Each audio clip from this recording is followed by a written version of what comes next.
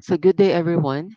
Allow me to present the classroom exploration I conducted with Professor Moorhouse from the City University of Hong Kong during the initial release of ChatGPT in 2023. So, here's the outline of my presentation. First, I will provide an introduction about ChatGPT. Next, the classroom implementation will be described to show its practical use. Then, the students' voices and perspectives will be shared to reflect on their practices or experiences. This will be followed by insights on its productive and critical use. Then finally, I will also provide key takeaways from the exploration. So let's define first what ChatGPT is. So ChatGPT is an AI chatbot that generates responses to a wide range of prompts and engages in human like interactions, which means it is a type of AI that can understand questions or instructions and respond as if you are talking to a real person. So, building on this, scholars have reported on the pedagogical benefits of using ChatGPT for language teaching and learning, such as Hong, Barot, and Yan in 2023. So, equally, the same scholars have warned of the risks to academic integrity and student learning associated with the use of the tool. Therefore, for learners to use AI chatbots productively, they need to be aware of the tool's functions and understand how to interact with it effectively. They must also recognize its limitations and learn how to use it critically. In addition to these considerations, other scholars have also raised concerns regarding the use of AI chatbots, such as the bias and untruthful responses. There is also a plagiarism concern. And lastly, the over reliance to the tool. So beyond this risk, scholars and organizations have also emphasized the importance of developing learners' digital competencies. And to frame this presentation, this practitioner research was conducted by a secondary school English language teacher in the Philippines. It seeks to examine how learners can develop critical and productive skills in using ChatGPT within the language classroom.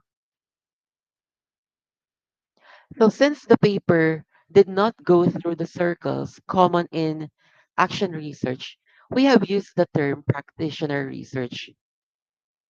So, this practitioner research was again conducted by the first author in a public secondary school in a relocation site with a class of 49 learners of intermediate English proficiency from various parts of the Philippines. And to understand the learners' needs related to the use of ChatGPT, a pre-intervention survey was conducted. So the results showed that 87% of learners were not familiar with the ChatGPT, indicating a clear need for orientation and support. So despite this, all the students expressed eagerness to learn more about the tool. And for confidentiality, pseudonyms were used for student participants. To scaffold the students' introduction to ChatGPT, the researchers designed a four-lesson sequence using the IDEA instructional process, featuring scaffolded experiential activities to promote learning through doing. So the theme of travel was adopted, with students engaging in role play activities where ChatGPT acted as a hotel receptionist. And to align with the syllabus or with the curriculum, the language aim focused on developing students' ability to pose written questions. And these lessons were conducted in April 2023. To understand the impact of the lessons, various data sources were used to understand the effect of the teachings.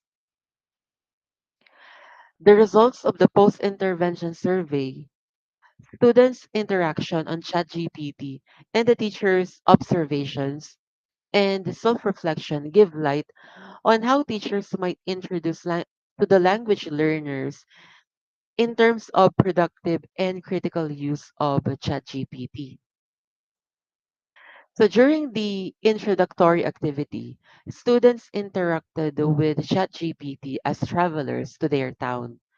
So their initial questions lacked specificity, resulting in generic responses, which can be seen in Figure 1. So after the teacher introduced prompting strategies such as assigning roles and adding context, students interacted more effectively, producing more relevant exchanges, which is evident in Figure 2. So as the lessons progressed, students became more confident in using ChatGPT. So their post-intervention survey reflected a deeper understanding of its usefulness as illustrated by Angel's response.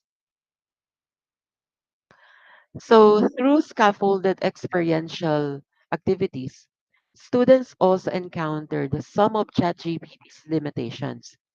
For example, when they asked travel related questions about their school's location, which is in Barangay Pinugay in Baras, ChatGPT gave factually inaccurate answers, listing hotels in a nearby city, which you can see in this figure.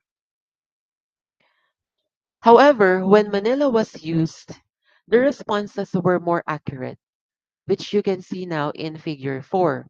So the teacher used this example to explain how ChatGPT relies on specific datasets and contexts. So students also realize that ChatGPT cannot provide real-time information.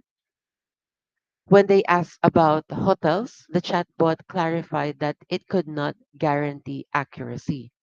So during discussions, Nathan noted that ChatGPT has limitations and requires clear questions, while Mitch pointed out that it cannot make reservations. So this prompted the teacher to highlight the importance of verifying information through other sources and using ChatGPT mainly for role play. So this research shows that ChatGPT can be a valuable tool for practicing second language interactions, as it can act as an interlocutor and sustain conversations with the learners. So the findings suggests that through scaffolded activities, teachers can equip learners with the skills to use ChatGPT productively and critically, maximizing its benefits for language learning. So we recommend that teachers design activities that introduce ChatGPT to their learners. So this study can serve as a starting point. So this study was also limited to one class in a single context over a short period, and the future research should explore how ChatGPT can be used with different learners in different contexts. And as generative AI tools are still emerging, more studies are needed to examine both benefits and challenges in language teaching and learning. So that's the end of my presentation. You can also access the full text of the article in this link. So thank you so much for listening.